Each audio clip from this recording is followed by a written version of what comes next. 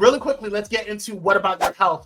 We have some updates on COVID-19, and I want to make sure you guys are informed on it. So the U.S. is 2024 in its second largest COVID surge ever, experts are saying. So go ahead and take a look at what's happening.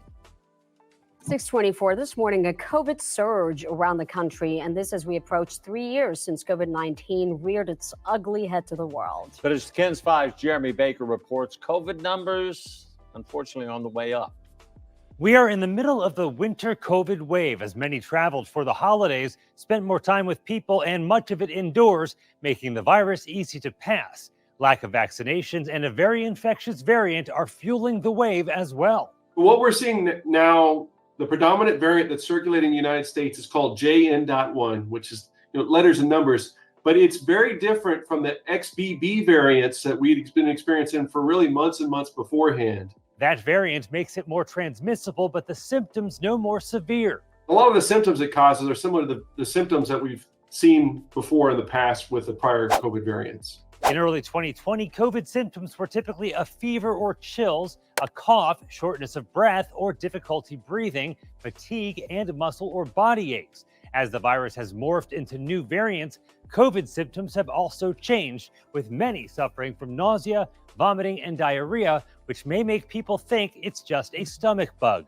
Even though this is a respiratory illness, there are some people that have more GI symptoms or stomach bug type of symptoms. Local health experts say getting tested and treatment if you have severe COVID are musts. There are boosters available and that there is treatment if you have COVID. There are several different treatments that will help decrease your duration of symptoms and prevent you from getting severe COVID. Dr. Bowling also told us there's quite a bit of a track record with the COVID vaccine. So since we know this vaccine fairly well at this point, it is still the most effective way to prevent getting severe infection if you do contract the illness. Jeremy Baker, KENS 5. So just so you guys know, I know that some people are how they feel regarding, the shots and stuff like that. I'm an avid proponent for staying up on your vaccinations, making sure that you're staying healthy in the best way that you can. But I just want to make sure that you guys, regardless of what you do, wear your mask if you need to, especially in crazy public spaces. If you have symptoms, go ahead and make sure that you're doing what you do to protect others and as well as yourself to get tested to try to stay away from people who may so you don't infect others. Keep up on your immune boosting vitamins and supplements, all of those things, elderberry, vitamin C, all of those things to kind of keep yourself healthy, working out, exercising, all the things that you do, staying hydrated.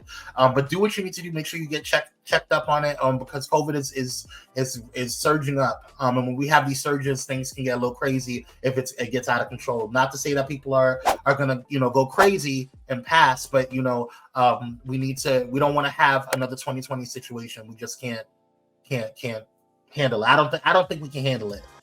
Yeah. All right. That's all I got to say on that.